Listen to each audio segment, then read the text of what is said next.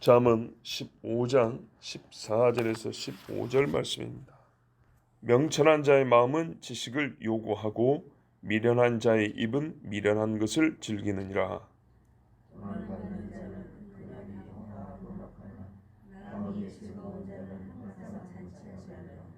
아멘. 배고픈 자가 음식을 구하듯이 명철한 자는 지식을 구합니다. 자꾸 달라 그럽니다. 하나님 예배하는 사람이 하나님을 더 알게 된다면 예배가 줄어들까요? 예배라는 것이 모르기 때문에 드리는 것이라 지식이 쌓이면서 예배할 필요가 없다 이렇게 여기는 사람이 있을까요? 아니죠. 오히려 하나님을 알게 되면서 내가 지금까지 돌과 나무를 섬기는 바보짓을 했구나 하고 하나님을 예배하게 됩니다.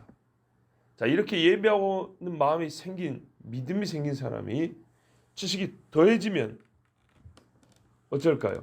예배를 더 하거나 더 바르게 하게 되겠죠. 하나님께 감사하던 사람이 하나님을 아는 지식이 줄어들면 더 감사할까요? 아니죠. 여러분, 헌금하는 거 생각해 보세요. 반드시 하나님을 더 알아야 헌금도 더 하게 됩니다. 안다고 하니까 책상 놓고 앉아서 자, 몇 장 펴보시고 이런 공부한다는 얘기 아닙니다. 종합적인 의미로 한다는 겁니다. 하나님께서 하신 일을 알아야 이스라엘의 경우도 제사를 하게 됐습니다. 거꾸로요. 모르면 하나님께 감사도 안 했습니다. 하나님이 왜 가나안 땅의 이방 민족을 그들의 죄 때문에 다 없애야 되는데 일부 남겨뒀냐면 전쟁을 모르는 너희 후손들이 여호와께서 무슨 권능으로 우리를 여기까지 인도하셨단 말이야. 그 말도 안 되는 소리 하지 마라. 무슨 여리고가 어쩌고 홍해가 어쩌고 가나안 칠족속이 어쩌고 거인족을 이기고 꿈 같은 얘기네요 할아버지 이런다고요. 그 꿈 같은 얘기 아니다. 지금도 저기 블레셋 가면 거인들 남아있다. 봐라. 저기 가나안 앞에 가봐라. 거기 돌 쌓인 거 보일 거다. 그 일부 보고 아이들이 그렇네요. 하지만 그거 갖고 부족해요. 그래서 가르쳐 주려고 남겨놨다 그랬어요. 또 이렇게 말해줘. 여호수아와 그 세대 장로들이 다 죽은 후에 즉 광야에서 하나님이 가나안까지 어떻게 인도하셨는지를 아는 자들이 다 죽은 후에 그 다음 세대들은 여호와를 그들만큼 알지 못하였으니 그래서 금세 떠나버렸어요. 우리가 예수님을 모르고 믿는 사람은 아무도 없습니다. 알고 믿습니다. 알기에 필요한 지식을 갖습니다. 자, 그리고 믿었더니 어떻게 믿냐면 예수가 우리를 위하여 죽어주셨다만 아는 게 아니라 아버지가 계시는데 그분이 하나님이요. 그가 우리를 어찌 사랑하셨든지 선자들을 통하여 이렇게 그 아들을 보내셨다 예언을 하셨답니다. 그랬더니 깜짝 그래갖고 예수님 모셨구만요. 좀 더 가볼까요? 창세기에 맨날 타락했다는 소리 들었죠. 뭐 사과 따먹고 타락했다면서. 그게 아니고 선악을 알게 하는 나무라는데 선악을 알게 하는 그게 뭔데요? 모든 옳고 그름을 하나님이 정해줬고 하나님이 만드셨기 때문에 우리가 있기 시작할 때부터 하나님과 관계 속에서 살아야 되는 게 있고 하나님의 법이 있는데 그것이 우리에게 다 좋은 거예요. 에덴 동산이라는데 모든 게 좋은 게 다 있었는데 하나님의 주권을 인정하라는 것 딱 이 한 가지를 어긴 그것이 선악을 알게 하는 나무 곧 선과 악을 스스로 정하는 거예요. 요즘 말로 자율이라고 합니다. 자율 방법인데 그래요. 쉽죠. 스스로 알아서 지킨다 그 말입니다. 근데 그걸 하나님과의 관계에서 적용을 하면 어떻게 하냐. 내가 알아서 할 테니까 하나님은 저기 계시오. 내가 하나님 된다 이 말입니다. 내 자신한테. 그렇게 하게 이 마음이 확 바뀌게 하는 게 선악을 알게 하는 열매라는 겁니다. 그랬구나. 자, 이렇게 되니까 어떻게 해요? 오늘도 내 마음대로 살려고 할 때 이게 하나님 앞에 죄구나. 주님 잘못했습니다. 회개가 더 나오지요. 이래서 지식이 예배를 낳고 지식이 회개를 낳고 지식이 감사를 난다는 겁니다. 곡식이 지가 알아서 다 잘한 줄 알았더니 하나님이 복 주지 않냐면 하늘과 땅이 노시되고 처리돼가지고 우리가 죽는구나. 이렇게 하는 겁니다. 하나님이 도우신다고 할 때 어쩔 때는 도와주고 어쩔 때는 안 도와주고 왜 그럴까? 하나님의 능력이 없을까? 아니, 하나님은 이러이러해서 전능. 와, 그렇구나. 전능. 이 땅이 생기려면 전능이지. 그렇지. 끝내 하나님은 모든 것을 말한 대로 이루시지. 어떤 인간도 말한 대로 이루지 못하는데 하나님은 하시지. 능력이 있으되 전능이구나. 와, 이 하나님을, 전능하신 나의 주 하나님은, 이렇게 가사를 만들어서 찬송을 하죠. 근데 왜 어떨 때는 하나님은 돕고 어떨 때는 안 도우실까? 우리의 생각에는 지금이 그 타이밍인 것 같아도 우리가 다 알지 못하지만 하나님이 알고 계시는, 모든 것을 알고 계시는 하나님의 때는 지금보다 더 좋은 때가 있습니다. 여호와는 신실하신 분이시라. 지나놓고 나니까 깨달아지는 거죠. 깨달아진다는 거죠. 알아지는데 깊이 알아지죠. 깊은 데까지. 그래서 어떻게 해요? 주야, 제가 몰랐습니다. 되게 겸손해지죠. 이런 지식을 말하는 겁니다. 명철한 사람은 이 맛을 보니까 다 알고 싶은 거예요. 다윗과 같이 다녀보니까 왜 그 사울을 죽여도 되는데 왜 도망을 갔습니까? 안 죽이고. 여호와의 기름 부음 받은 자는 손대는 게 아니란다. 율법에 어디 있어요? 그런 데가 어디 있어요? 명시된 데가 없어요. 예, 명시적으로 딱 눈에 띄게 모세 율법 몇 장 몇 절에 여호와의 기름 부음 받은 자에게 손대지 말라, 이런 말이 없다고요. 다윗이 가르쳐주냐? 그게 꼭 그렇게 써져 있어야 알 수 있는 것이냐? 봐라, 기름 부음 받은 자를 어떻게 세우는가 봐라. 하나님이 선지자를 불러다가 내가 누구를 택하였노니, 이 자체가 달라요?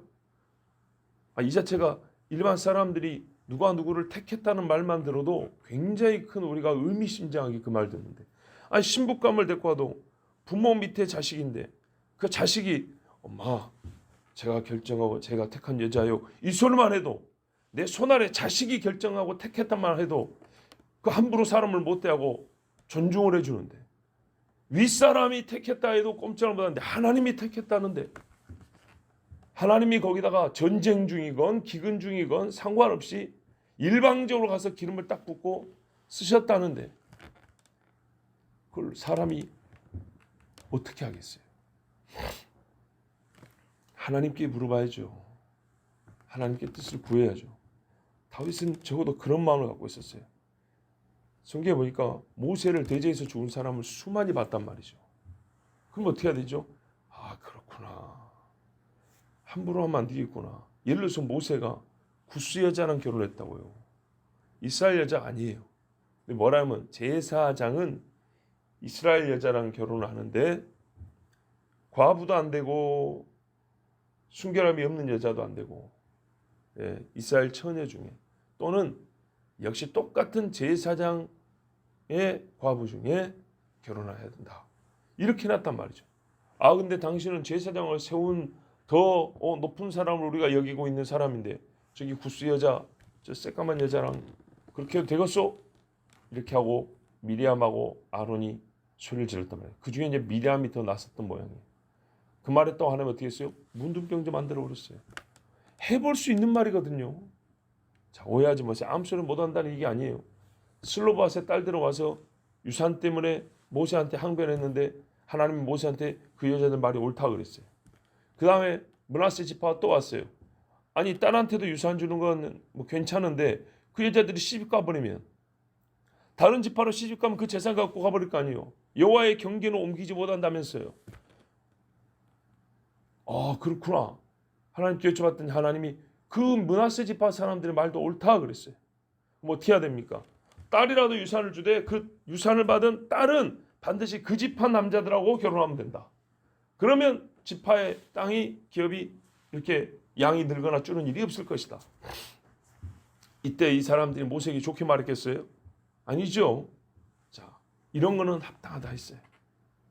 그러나 미리암은 비방이었어요. 사람들로 하여금 비방하게 하려고 말했어요. 자, 여기서 다윗이 충분히 배울 수 있죠. 하나님의 원칙을, 뜻을 충분히 배울 수 있어요. 배우니 어떻게 해요? 자기 행위를 조심하죠. 행위를 조심할 때 여전히 사울의 위협은 있죠. 그 와중에서 할 게 뭐예요? 하나님께 더 기도하게 되죠. 보세요. 안다는 것이 얼마나 좋은 것인지 보세요. 일개보 왜 알고 싶습니까? 옷 안 적시려고, 건강 안 상하려고, 하나님을 아는 것이 이해 못할까요? 훨씬 좋은 겁니다. 그래 명철한 사람은 그 마음에 지식을 더 요구해요. 반대로 말이죠. 하나님께서 바로 나에게 하신 일을 입을 다물기 시작해버렸어요. 우리에게 하신 일을 말하지 않기로 마음을 먹었어요. 지금부터는 조용해버렸어요. 찬송이 늘 수 있을까요? 하나님께서 나는 이랬건만 주는 나에게 이렇게 하셨다라는 이야기를 절대 하지 않고 입을 딱 다물기 시작했어요. 기도가 나올까요? 기도가 늘 수 있을까요? 깊어질 수 있을까요? 귀신이 세상에 뿌려놓은 것들을 자주 말하게 됐어요. 연속곡 이야기를 많이 하고 연예인 이야기를 대신 더 많이 하게 됐어요. 가수들 이야기를 훨씬 많이 하게 말의 이 대화의 비중이 달라져 버렸어요. 과연 그 사람이 잠자리에 눈을 딱 감으면 하나님과 관계된 생각이 떠오를까요? 오늘도 트로트 가수니 뭐니 이런 거 봤던 게 떠오를까요? 불의한 거와 상관없이 돈 많은 사람들을 부러워하는 말을 하루 중에 3시간을 했어요. 형제의 복받음을 시기하는 말을 옆에서 사람들하고 나누는 것을 즐거워하는 마음을 갖고 있어요. 과연 이 사람이 하나님께 지혜롭다고 인정받을 수 있을까요? 아니죠. 미련한 말을 한 사람을 보고 미련하다 그럽니다. 아도니아처럼 아버지 다윗에게 수종들던 수냄 여자를 달라고 했어요. 그것도 누구한테요? 솔로몬한테. 솔로몬 왕이 되기 전에 지가 왕 된다고 반역을 일으켰는데 겨우 목숨을 부지한 사람이 아도니아인데 이 사람이 하는 말이 내가 왕이 될 건데 왕은 못 됐으니까 그 여자라도 주시오. 아버지 수종들던 여자라도 주시오 그랬어요. 솔로몬이 뭐라 그래요? 그 말은 곧 왕위를 내달라는 것과 똑같다고 죽여버렸어요. 얼마나 미련한 말인가. 세상에 이쁜 여자가 없다고 그 여자를 달라 하겠습니까? 비난가선 다윗을 모욕하고 저주하던 시므이 베냐민 지파 사람이죠. 막 흙먼지 날리면서 욕을 얼마나 했는지 몰라요. 이 사람 지혜로운가요? 미련한 말을 갖다 했죠. 나중에 미련한지 죽습니다. 귀신의 왕 바알세붑이 들어가서 기적을 행한다고 예수님을 욕한 사람들, 그 사람들이 하나님께 지식을 구하고 지혜롭다 인정을 받는 사람들입니까? 세상 미련한 사람들입니다. 그 미련한 입으로 미련한 것만 찾아 즐거이 먹던 사람들입니다. 잠언 1장 29절에 일찍이 뭐라 그랬습니까? 대저 너희가 지식을 미워하며 여호와 경외하기를 즐거워하지 아니하며. 여호와를 경외하지 않는 자는 지식을 미워한대요. 지식을 사랑하는 자는 여호와를 경외한대요. 그래서 제가 지금 학교 공부 지식 얘기한다는 아니라고 분명히 그랬어요. 이 사람들의 마음에는 여호와를 두려움이 없어요. 그래서 결코 하나님을 아는 지식을 원하지 않습니다. 미워해요. 우리가 앞에서도 나왔잖아요. 지혜롭게 말하는 자들을 미워하나이다. 며칠 전에 들었습니다. 가까이 가지도 아니합니다. 들었습니다. 이 사람들은 지식을 미워합니다. 성경만 말하면 완전히 외면하고 화를 내는 사람들. 이 사람들은 여호와를 경외하지도 않는 사람들입니다.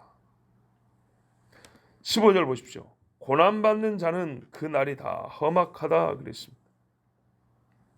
고난을 받고 있는 동안에 날들이 뭐 좋을 게 있겠습니까? 다 험하고 힘들죠. 야곱도 험악한 세월을 보낸 나이다 그랬습니다. 마음이 즐거운 자가 그 즐거움을 무엇으로 표현하겠습니까? 잔치죠. 마음이 즐거운 자는 항상 잔치하느니라. 그 즐거움을 혼자만 갖고 있고 싶겠습니까? 아니죠. 즐거운데 말이죠. 우리 아들이 옛날 같은 경우에 사법고시 합격했다. 그런데 혼자만 방송에 있어요. 우리 아들이 이런 사람이 어디 있어요? 비즈니스라도 소 한 마리 잡지, 그죠? 그래서 잔치하는 거예요. 더 즐겁기 원해서 잔치하는 거예요. 근데 이 본문 말씀에서 더 깨달아지는 게 있어요. 자세히 보면 뭐라냐면 고난받는 자의 모든 날은 험악하다 그랬는데 험악하다 아니고 원문에는 그냥 악하다 이렇게 돼 있어요. 악. 나쁜 짓 하면 악하다 그러잖아요. 고난받는 것을 그 앞에다 험자를 붙이면 고생이 심하다는 뜻으로 우리가 험악이라는 말을 써요. 그런데 그냥 악하다 해버리면 윤리적 문제라고요. 그래서 이 세상에서도 신정론이라고 그래요. 왜 세상에 악이 존재하는가라고 그래요. 그 악이 존재한다는 게 뭔 말이냐 했더니 도둑놈 살인자만 있다 그런 말이 아니고 착하고 살고 의롭게 산 사람이 왜 고통을 당하는가 할 때도 악이 존재하는가 이렇게 물어요. 바꿔서. 악하다. 악하다. 힘들다. 괴롭다도 아니고 악하다. 왜 이렇게 말했을까요? 이것은 고난의 원인이나 고난을 준이나 고난의 성질을 말하는 것이 아닙니다. 세상에서는 이런 뜻으로 악하다 그럽니다. 왜 선한 자에게 고통이 있는가? 이 악의 문제. 즉 선한 자가 고통을 당하면 안 되는데 당한다 이 말이죠. 누가 고통을 줬냐? 다시 바꿔 말하면 하나님은 악하신 분이 아닌가? 이런 물음입니다. 그런 의미로 이 사람들은 악하다 그래요. 그래서 제가 다시 말합니다. 고난받는 자의 모든 날은 악하거니와 할 때 악은 고난의 원인이나 물론 원인이 악할 수도 있어요. 고난을 준 사람 혹은 신이나 고난의 성질을 만을 말하는 것이 아닙니다. 주로 이것보다는 고난은 당하는 자에게 있어서 그 고난이 어떻게 여겨지는지에 대한 말씀입니다. 무슨 말이냐면 고난을 당하는 그 사람은요. 고난을 주는 그 이가 악하다. 고난의 원인이 잘못됐다. 뭐 여러 가지로 이야기할 수 있지만 어디까지나 종합해 보면 고난받는 사람 그가 생각하기에 악하다 그 말입니다. 어쨌든 간에. 나는 이런 일을 당할 것이 아닌데 다른 사람의 원인 때문이거나 아니면은 이 판단을 한 분이 잘못됐거나 뭐 어떤 간에 외적인 요인으로 내가 부당하게 고통을 당한다. 그럴 때 항상 이 고난은 악한 것이 됩니다. 세상 사람들은 이 원인을 하나님께 돌리기 위해서 역시 하나님이 악한 게 아니냐 이렇게 말한 겁니다. 즉 고난당하는 사람에 비하여 고난을 준 하나님이 더 악한 거 아니냐 이런 말이죠. 자 여러분 매를 맞아도 말이죠. 우리가 어릴 때 클 때 이제 매 맞잖아요. 매를 맞아도 내 스스로도 내가 맞아도 쌀 짓을 했다 이럴 때가 있어요. 컨닝하다가 들켰고 매 맞으면 할 말이 없잖아요. 이럴 때는 불평할 것도 없어요. 오히려 창피하죠. 근데 아니죠. 한 걸음 더 나 감사할 때도 있죠. 누가 맷들어주면 고맙다 여길 때도 있어요. 자, 전혀 맞을 일을 안 했고 또 조금 잘못한 것 같은데 무지하게 많이 맞을 때 마음이 어떻게 해요? 분이 나죠. 왜요? 그가 악하다고 생각들기 때문입니다. 나에게 있어서 이 매질을 내가 맺는 이 매는 악하다고 생각하기 때문입니다. 세게 너무 심하게 맞으면 진짜 얼굴이 울그락불그락합니다. 저도 중학교 다닐 때 당구 때 자른 매로 130대를 맞았어요. 진짜 허벅지가 터졌어요. 터져. 피가 바지에